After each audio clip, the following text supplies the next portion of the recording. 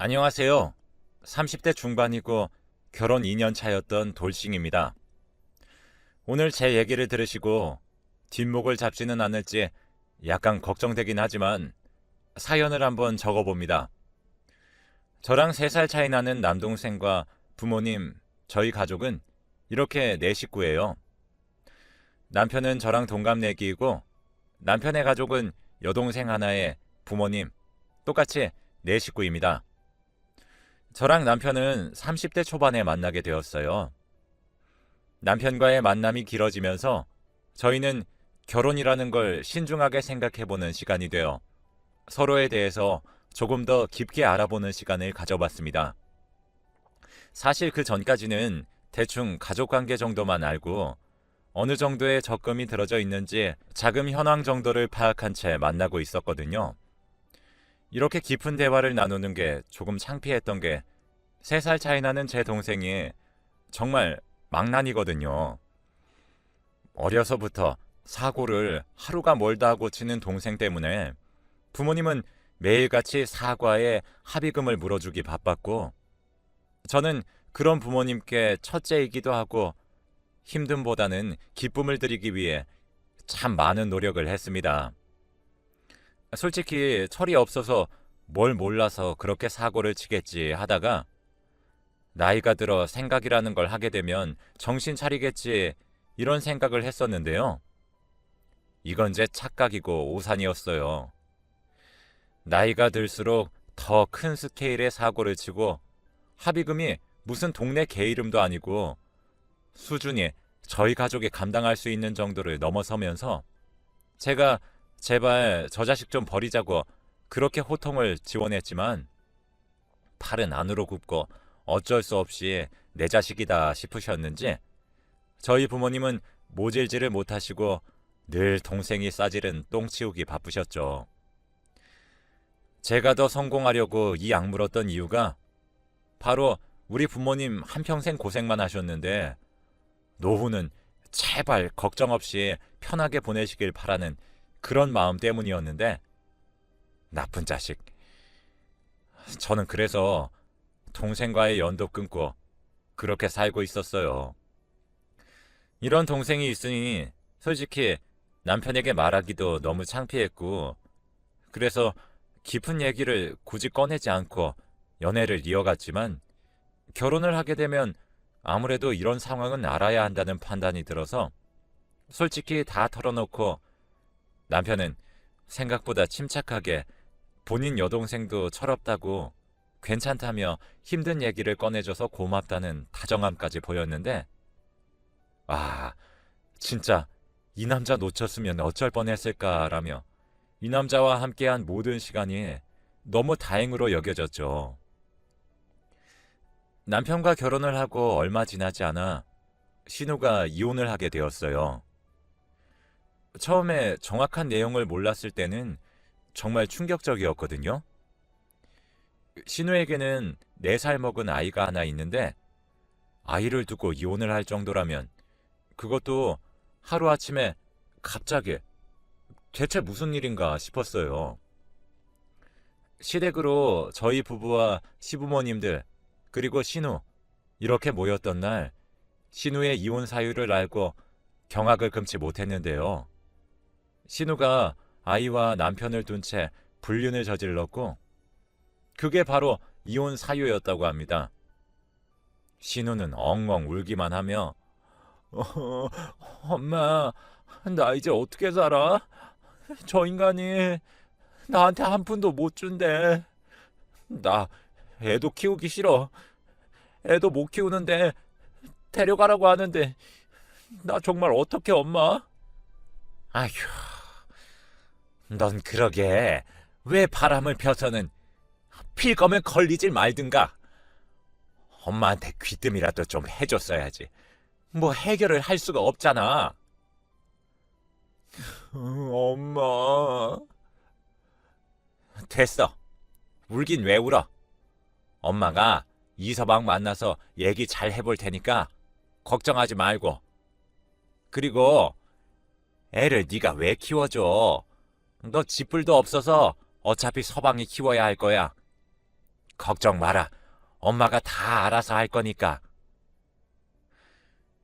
지금 제가 뭘 들은 걸까요? 아이가 무슨 장난감도 아니고 본인 배 아파서 낳은 아이를 키우기 싫다고 우는데 신우의 나이가 어리면 또 몰라요.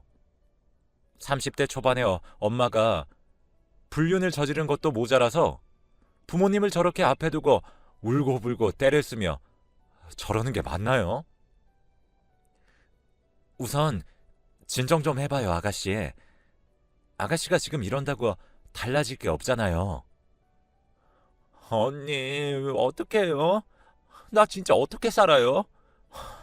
이제 저 진짜 돈 한 푼 없이 거지꼴로 살기 싫은데 저 새끼가 오빠한테도 찾아가서 뒤집고 난리를 쳐서 오빠랑도 헤어졌단 말이에요. 양쪽 모두에게 버림을 받고 정신을 반쯤 놔버린 신우의 모습을 보면서 정말 한숨밖에 안 나왔지만 우선 신우는 짐을 싸서 시댁으로 들어왔고 이혼 소송 준비를 하고 있는 상황이 되었어요. 그래도 풀이 죽어 힘이 하나도 없는 신우가 걱정이 되어 몇 번 찾아가 데리고 나와서 드라이브도 시켜주고 술도 한 잔씩 먹으면서 그렇게 다독여줬네요. 나름 또 애엄마라고 아이 보고 싶다고 그렇게 꺼이꺼이 울기도 하고 힘겨워하는 모습을 보니 좀 짠하더라고요. 애 아빠가 화가 나서 홧김에 데려가라고 한 거지 절대 저희 신우 같은 사람에게 아이를 맡길 생각이 없다며 양육권은 무조건 본인에게 있는 거라고 뭐 그런 식으로 말했다고 하네요. 솔직히 아이 생각했을 때는 진짜 다행이구나 싶었어요. 시댁 분위기 자체가 완전 저기압이라 저도 눈치가 보이고 뭐 그런 상태로 한동안을 지냈었습니다. 저희 부부는 카드 명세서도 다 오픈하고 매달 돈 관련해서 꼼꼼하게 서로 체크를 하는 편이었어요.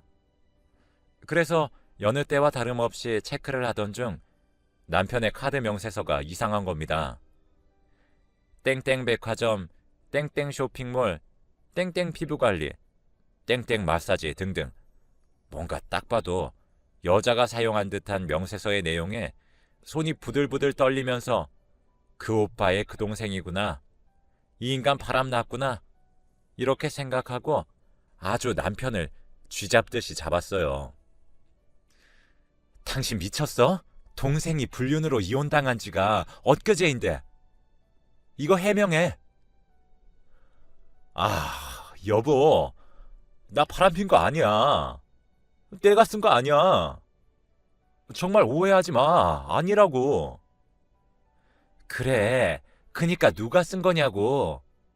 이거 딱 봐도 당신이 쓴 거 아니야? 그 정도도 내가 모르겠어? 그러니까 누가 쓴 거냐고. 소리를 치며 부들부들 떨리는 몸을 가까스로 진정시키며 듣는 남편의 말은 충격 그 자체였어요. 아니, 사실 그거 내가 아니라 담비가 쓴 거야. 얘가 지금 땡전 한 푼도 없고 불쌍하잖아. 그리고 당장 나도 뭐 현금도 없고 급할 때 쓰라고 내 카드 준 거야. 그게 당신 돈으로 갚는 거야? 그게 지금 말이라고 하는 거야? 문자 올 때마다 무슨 생각했어? 이게 지금 생활비로 쓴 것들이야? 당장 카드 정지시켜서 못 쓰게 하라고 당장! 오빠가 동생 위하는 마음으로 카드 줄 수 있죠. 그런데 자기 동생을 몰라서 덜컥 신용카드를 준 남편이나 또 좋다고 그 나이 먹고 오빠 카드로 사치를 부리고 다닌 동생이나 진짜 치가 떨리더군요. 한 달 만에 사치 부린 비용이 무려 700만 원대예요.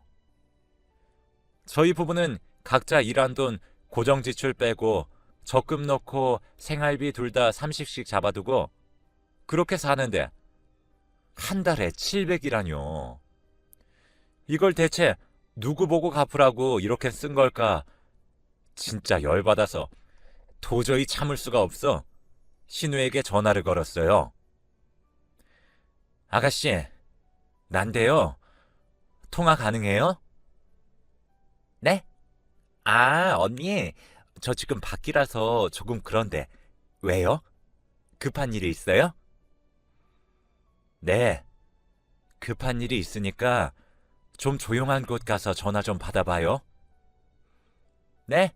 말씀하세요. 아가씨, 오빠가 카드 준 거 정말 급할 때 생활비로 쓰라고 준 게 목적인데, 아가씨, 지금 돈 한 푼도 없다고 울고불고 한 게 엊그제예요. 그런데 오빠 카드로 마사지며 쇼핑이며 지금 그럴 때예요? 저 언니, 제 오빠예요, 제 오빠. 언니 남편이기 이전에 오빠고 오빠가 쓰라고 준 건데 그걸 왜 언니가 이래라 저래라 해요? 언니가 줄 것도 아니면서. 아, 진짜. 이래서 신우짓을 적당히 해야 한다고. 언니, 지금 제가 늘 웃어주니까 신우 무서운 줄 모르시네? 저도 다른 신우들처럼 신우짓 좀 해볼까요? 신우짓을 하든 말든 알아서 하고요. 저 돈 갚아요, 당장. 일 더 커지기 전에 본인이 쓴 돈 본인이 해결해요. 아가씨, 지금 어린 나이도 아니고 30대예요. 애도 있으면서 어떻게 그렇게 철이 없어요? 남들처럼 쇼핑하고 샵 가서 관리받고 지금 그럴 때예요? 한 푼이라도 더 벌어서 다시 회복해야 될 거 아니에요? 뭐래, 진짜. 저기요, 새언니. 전 원래 그렇게 안 살았어요. 제가 돈을 벌기는 왜 벌어요? 시집 가면 되죠. 이게 다 투자 비용이라고요. 제가 뭐 생각이 없겠어요? 제가 이뻐야 이쁘게 가꾸고 해야 좋은 사람 물 줘. 진짜 나이 차이도 얼마 안 나는데 어쩜 언니는 그렇게 구식이에요? 요즘 누가 내가 벌어 먹고 살아. 그 돈 있으면 더 투자해서 나 꾸미고 가꿔서 좋은 남자 물지. 진짜 저런 생각을 하는 사람이 아직도 존재한다는 것에 충격 그 자체였어요. 너무 열이 뻗쳤지만 절대적 카드값 700만 원을 저희 돈에서 갚기는 너무나도 싫었고 시부모님께 전화를 걸어 말씀드렸죠. 어머님, 아가씨 힘든 거 알고 그이가 생활비로 신용카드를 쥐어준 것 같은데 피부관리에 쇼핑에 이번 달에 카드값이 700만 원을 썼더라고요. 근데 그게 뭐 어쨌다고 그러냐? 네?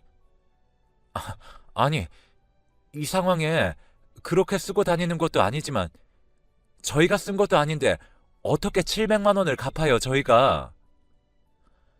아휴, 너도 참 야박하다. 오빠가 동생 위해서 좀 쥐어준 거고 700만 원이면 얼마 쓴 것도 아니지 뭐. 걔가 원래 씀씀이가 해픈 애야. 그 정도면 지 오빠 형편 생각해서 썼구만. 그냥 이번에는 니네가 알아서 해라. 난 또 뭔 일이라고. 이혼하고 힘들어 했는데 그렇게라도 웃으니 얼마나 다행이냐? 어머님, 저희 그럴 형편 안 돼요. 갑자기 직장인이 700만 원을 하루아침에 어떻게 갚아요? 니들은 둘 다 벌면서 그 돈 다 어쨌냐? 어떻게 700만 원을 못 갚아서. 아휴, 아무튼 난 모르니까 그런 걸로는 나한테 말도 하지 마라. 알아서 해, 니들끼리. 진짜 어이가 없어서 말도 안 나온다는 말을 이럴 때 쓰는 거겠죠. 제가 왜 쓰지도 않은 돈을 당장 카드값을 내야 하는지, 내야 하는 날짜는 다가오고 당장 700만 원 때문에 모았던 적금을 해약하고 갚았어요. 진짜 열받았지만 카드 정지를 시켰고 이제 그럴 일 없겠지. 넘기자 하는 마음으로 진정하려고 노력했어요. 그런데 그 다음 달 이번에는 1200만 원. 진짜 기절하는 줄 알았어요. 한 달 전 그 공포스러웠던 상황이 막 생각나면서 손이 달달 떨리더군요. 남편에게 물었더니 정지를 시켰는데 신우가 울고불고 며칠을 빌고 또 빌었다고 하더군요. 진짜 당신 미쳤어? 이거 어떻게 갚을 건데? 알아서 해. 난 몰라. 어차피 당신 신용이고 당신 카드니까 신용 불량자가 되든 말든 알아서 해.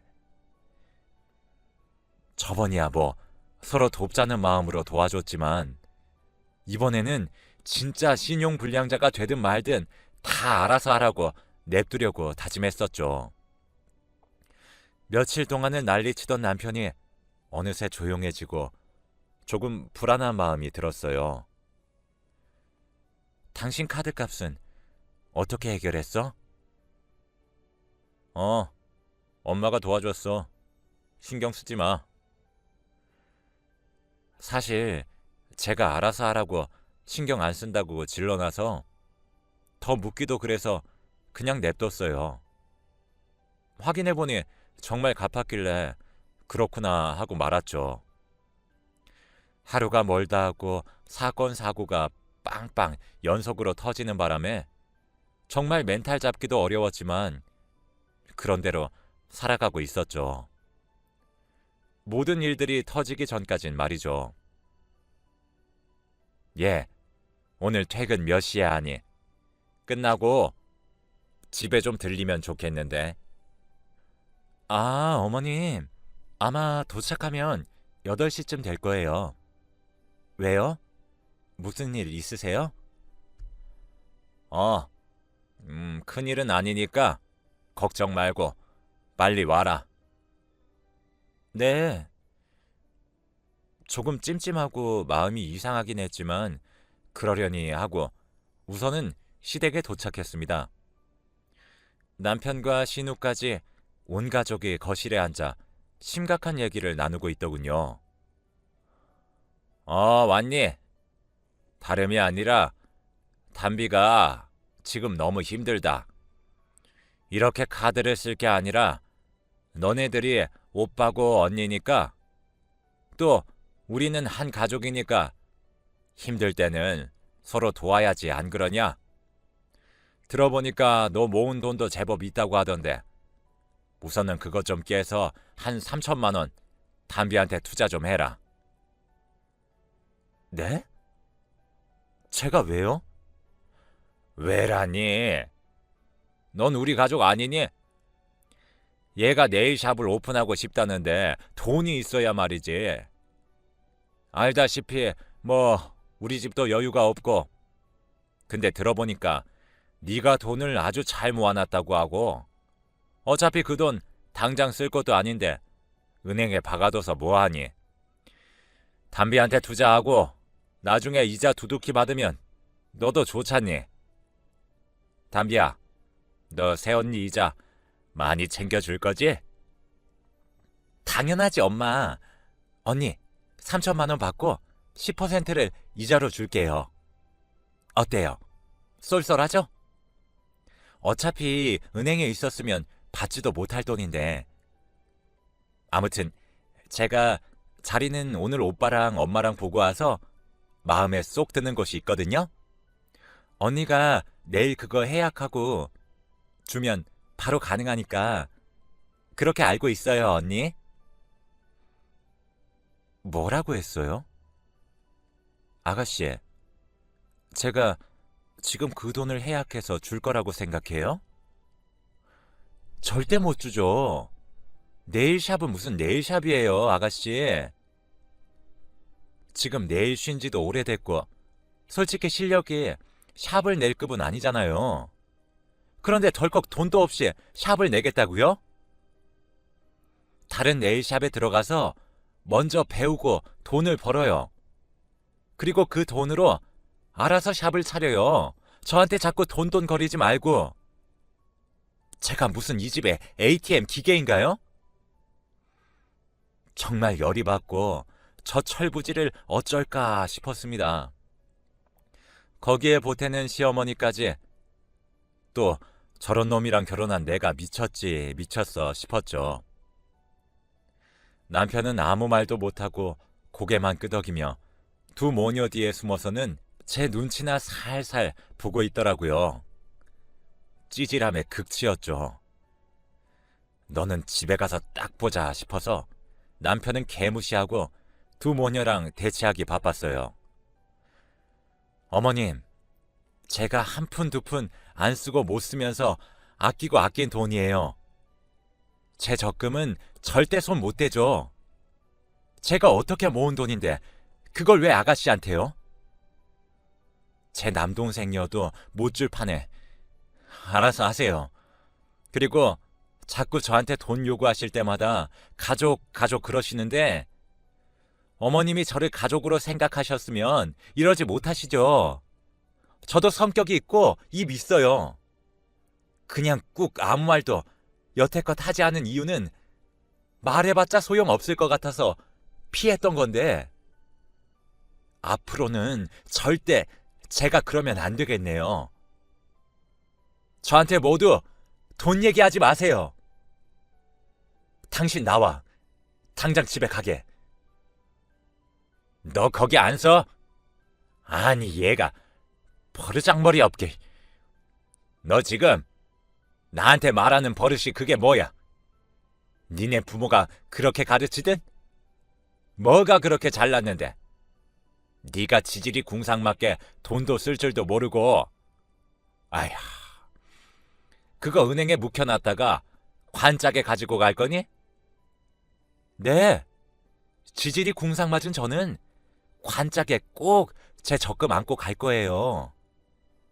어려운 사람한테 기부를 하면 했지 이 집에는 단 한 푼도 안 줍니다. 나와. 아이, 당신 빨리 안 나와? 저 찌질이 남편 놈이 하는 짓은 상상하시는 그대로예요. 그냥 도와주자. 당신 돈 있잖아. 내가 나중에 갚으면 되지. 아니, 담비가 알아서 더 갚을 거야. 이런 소리를.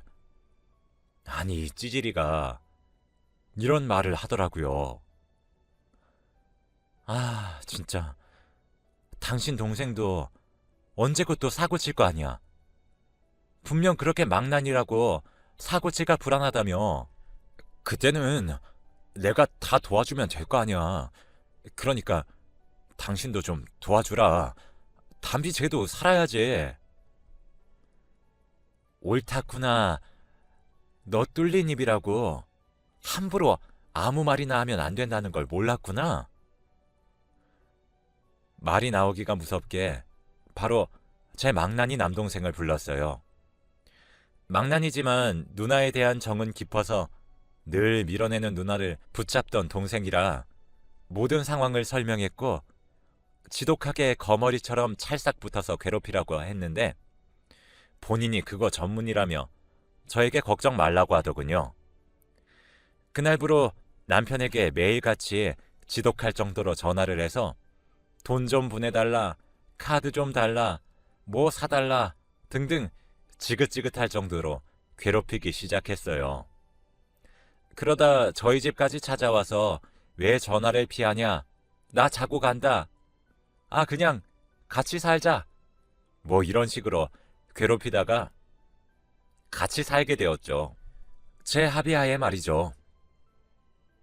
매형, 저 카드 좀 줘요. 늘 놓고 간다고 하고 또 도망갈 거죠? 그냥 지금 줘요. 내일 한 300 정도만 쓸게요. 제가 돈이 없어서 그래요. 돈이. 저 너무 힘들어요. 진짜 그래서 그래요. 아니, 처남. 근데 돈을 너무 많이 쓰는 거 아니야? 나도 진짜 돈 없어. 지금 나도 정말 힘들어. 처남도 이제 일 좀 하고 그렇게 번듯하게 돈을 벌어 써야지. 내가 언제까지 도와줘. 둘의 대화는 늘 이런 식이었고, 한 집에서 살기는 너무 불편하다며 처남을 친정으로 보내라고 매일같이 닥달하는 찌질이의 말에 저는 늘 귀를 닫고 개무시를 해줬어요. 여보, 진짜 언제까지 이럴 거야? 알겠어. 내가 항복이다, 항복. 처남 빨리 당장 보내. 처남이 얼마 쓰고 다니는 줄 알기나 해? 내가 알게 뭐야? 당신도 당신 동생이 쓴 돈이고 애가 힘들어서 그러는데 어쩌겠냐며. 얘도 힘들어서 그러겠지 뭐. 어쩌겠어? 우리 팔자가 그런가 보지. 남편은 분노하며 막 화를 냈지만 그냥 저는 찌질이 같아서 웃기더라고요. 저는 이미 계획을 다 세웠거든요. 이 사람과 이혼을 하기로요. 길게 봤을 때 망나니 신우에 한술 더 뜨는 시모에 늘 방관하는 시부에 찌질이 남편인데 이걸 절대 유지하면 안 되겠구나 싶었습니다. 저 찌질이 내가 꼭 버릴 건데 진짜 다 죽었어. 이런 마음으로 찌질이도 괴롭히고 시댁 식구들도 하나같이 되갚아줬어요. 이 모든 상황을 알고 있던 남동생은 진짜 제가 봐도 진절머리가 날 정도로 남편에게 찰싹 붙어서 떨어지지 않았고 남편은 정신병이 생길 것 같다고 말하는 수준이었어요. 찌질이에게는 동생을 붙여두고 시댁은 제가 상대했지요. 너 잘났다. 너 미쳤냐? 어디서 배운 것 없는 티를 내고 있어. 네 동생 뭐냐? 뭐 하는 놈인데 그래? 당장 안 내보내. 백수예요. 뭐 안 하고 있는 백수요. 어머님, 왜요? 아가씨도 뭣도 안 하는 백수에 제 등에 빨대 꽂고 사는 인생 둘이 똑같죠 뭐. 제 동생이나 아가씨나. 걔가 담비랑 같니? 네 남편을 그렇게 힘들게 해서 네가 얻는 게 있어? 있냐고? 그러게 애초에 네가 그 돈만 해줬어도 담비 제가 지금 샵 차려서 잘해보고 그랬으면 집안이 얼마나 평화롭고 좋니? 너 하나 때문에 이게 지금 무슨 일이니? 거기에 어디서 굴러들어온 저런 것도 동생이라고. 아유 정말 내가 쪽팔려서 어디서 말도 못해 정말. 아 정말요? 어머님 저도 그래요. 저도 쪽팔려서 결혼했다고 말 못하겠어요. 남편이 찌질이라고 시댁 식구들이 저를 ATM 기계로 본다고 그걸 누구한테 말해요. 쪽팔리게. 그쵸? 너 해보자는 거냐 지금? 아니요. 뭘 해봐요. 해보고 말고 할 게 있나요? 그 사람이랑 이혼할 거예요. 그렇게 아세요? 시모는 정말 난리에 난리를 치면서 저를 고소한다는데 고소의 뜻은 알고 하는 말인가 싶더라고요. 남편에게도 이혼을 말했고 남동생을 옆에 붙인 순간부터 변호사를 통해 이혼에 유리할 수 있도록 이것저것 준비를 미리 해두고 있었고 어쩌면 남동생 덕분에 제 준비가 더욱 탄탄하게 들키지 않고 할 수 있었던 것 같아요. 남편은 우리가 어쩌다 이렇게 된 건지 모르겠다. 우리 둘은 서로 좋으니 잘해보자고 빌고 또 비는데 결혼이 서로 좋아서 하는 것도 있지만 결국 그 집안과 집안의 만남이기에 저희 부모님도 중요하고 시댁도 중요하다고 생각해요. 저는 남편이 가지고 나갈 수 있는 게 별로 없다 보니 당장은 저한테 울고불고 다들 매달리겠죠.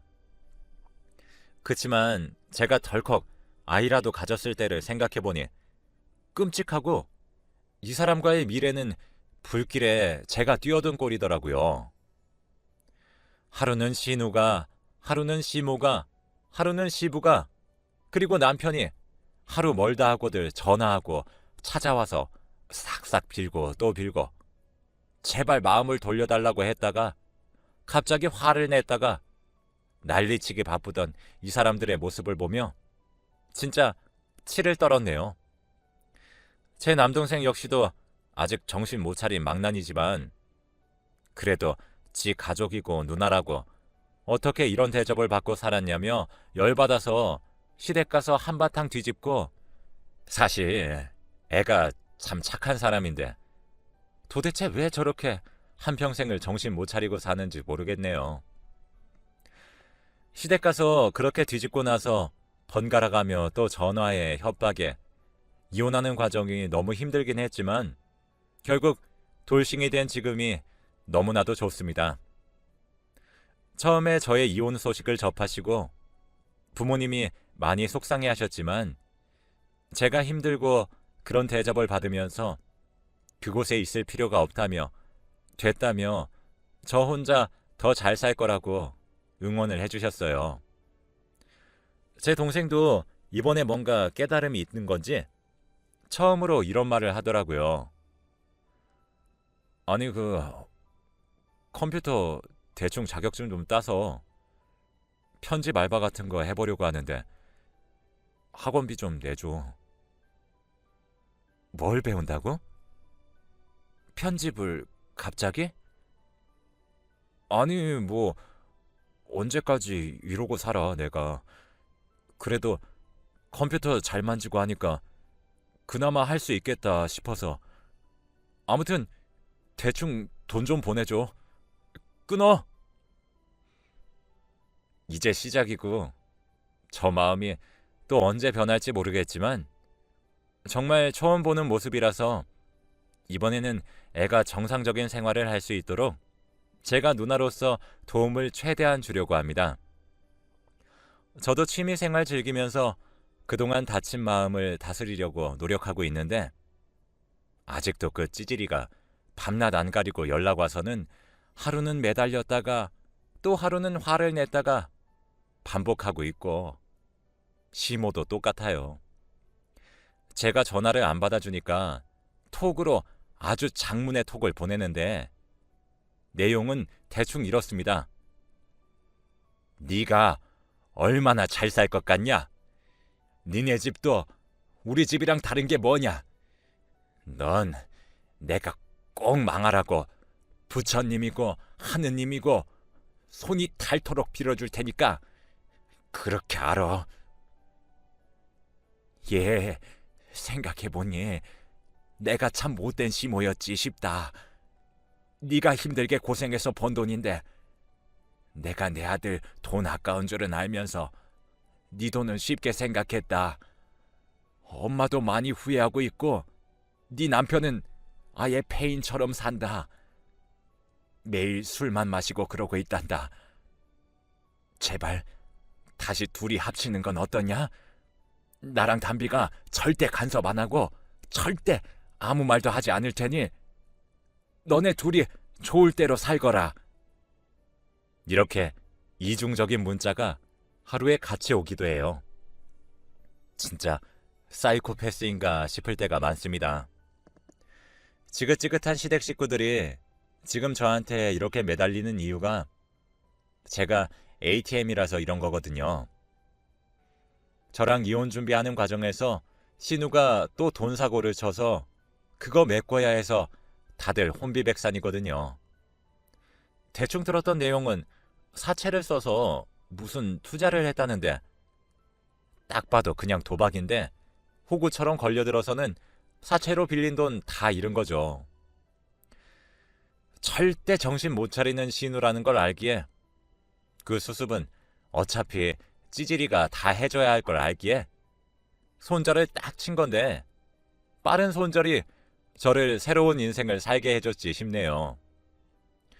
이혼을 결심한 당시에는 하루에도 수십 번 남몰래 무너지고 울어도 보고 진짜 우리 둘은 좋았는데 어쩌다 이렇게 된 걸까라는 생각이 들긴 했거든요. 결국 개버릇은 못 고친다고? 평생 그렇게 옹기종기 모여서 내 식구가 꼭 함께 평생을 살기를 바란답니다. 저는 오늘 제 사연을 말하면서 그런 메시지를 전하고 싶더라고요. 내가 사랑하는 사람이니까 당연히 함께이고 싶고 미래를 그릴 만큼의 확신이 있는 사람과 결혼을 하겠지만 그 사람이 전부일 수는 없으니까 꼭 시댁과 미리 교류도 잘 해보고 이렇게 사고 뭉칠 신호가 없는지도 꼼꼼하게 체크해 보셔서 저처럼 돌싱이 되는 꼴은 면하시길 바랍니다. 우리 모두 호구되지 말고요. 차라리 싸가지로 살아봅시다.